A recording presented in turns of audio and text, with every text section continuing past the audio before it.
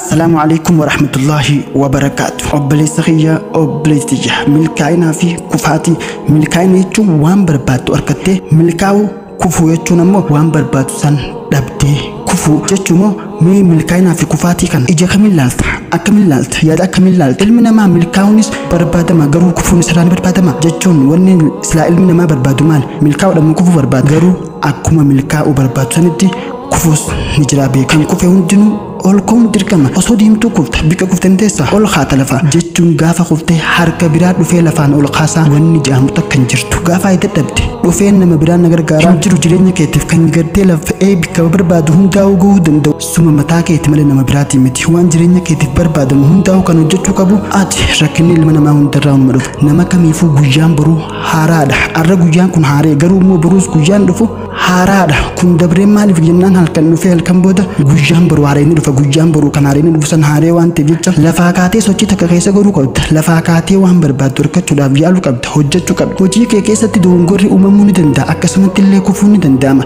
wanti fedhe yoo ta'e dogongorri hin sodaatin maaliif jennaan ilma namaa kan irratti dogongorri uumamuu waan danda'uuf jecha ilmi namaa kan dogongorri hin jiru nabi rabbi sallallahu alaihi wasallam kullu aadam khataa ilmi aadam hundinuu dogongora badiisni balleessaa dogongora tokko ni hojjetaa moo rixalaan gartee isaadhaa kamiinaan kana ugaanii fi dogongore rabbii toobaa gama isaa deebi'ee rabbii isaa kadhatu yaa rabbii xiyya balleessettiin deebi'u jedhee nama toobaa deebi'uu fedha rabbiilleen subhaanahu wa ta'ala tanaafuu ilmi namaa hundinuu maal jechuudha dilaa walaa dogongoraadha garuu sammooda immoo irra caalaan nama sanii kan dogongore san irraa deebi'u jechuudha yoo dogongorte malee barachuu hin dandeessu jireenya kana keessatti kuftu malee kufaati san irraa barachuu hin dandeessu kufaatii hin sodaatin kufii kay maaf jennaan amaluma jireenya kanaa keessatti kuftee kaata kana obboleessa xiyyanumaa hin sodaatin kufuu kee kana laaltee hin dhibbatin hin yaadde hin itti bu'aa jireenyaatu akka namaan ta'eef jecha kufteeti lafaa kaata jireenyi maatu akkasitti injifatama obboleessa xiyya obboleessi xiyya kufaatiin filannoo biraa haaree kan sii dhufuudha gaaf tokko waan tokko godhuudhaaf waggaa lafaa kaate waan san dadhabde bikka dadhabsanitti waan kana dadhabee osoo hin je'in waan san duba gartee yaale karaa biraatiin karaa tokko yaaltee karaa lammaffaatiin yaale sadii yaale afurii yaale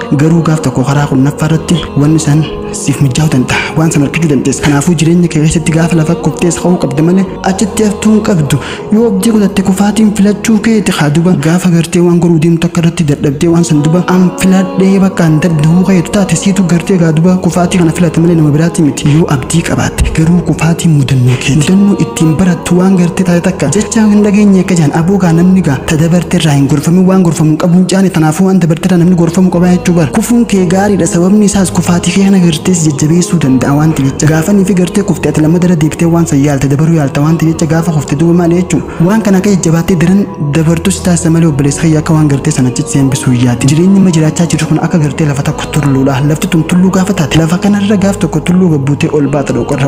dhoqorra jireenyi ma jiraachaa jiru kun akka san jechuudha gaafa gartee osuma deemu jirtu dhabde waan barbaaddu gaafa haan ammoo osuma deemtu tattaafattuuti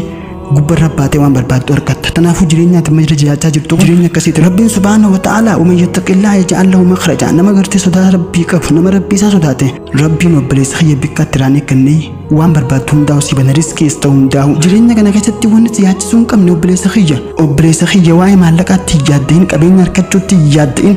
qabeenyaa fi maallaqni silaa gartee itti yaadduun kun si hordofu malee ati maallaqa kana hordofuu hin qabdu namoonni immoo mul'ata isaanii hordofu kaayyoo ta'e hordoftu waan dhufteef kaayyoo ta'e qofa gaafa hordofte yoo mul'ata qabaatte wanti hundiyyuu yeroo isaa eeggatee dhaqqaba rabbiin subhaanahu wa ta'ala wanti siif barreesse ilmi namaa tokko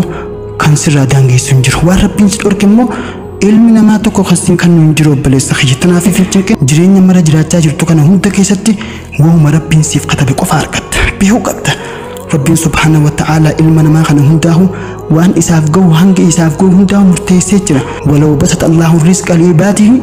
labaquu fil ardi yaa rabbiin subhaanahu wa ta'ala osoo gartee rabbiin ilma namaa kana hundaahu rizqiitti bashag godhee qabeenya natti kanne labaquu fil ardi ciiqee duba gartee wasanaa baanii badii adda addaa dalaganii obboleessa xiyya hisaabaa baanja walaakin rabbiin immoo yunazzilu biqadri maa yashaa hanga gartee qadrii isaatti hanguma gartee siif gahutti siif kanna yooni fi gartee waan laaqnaa ta'e humna laaqana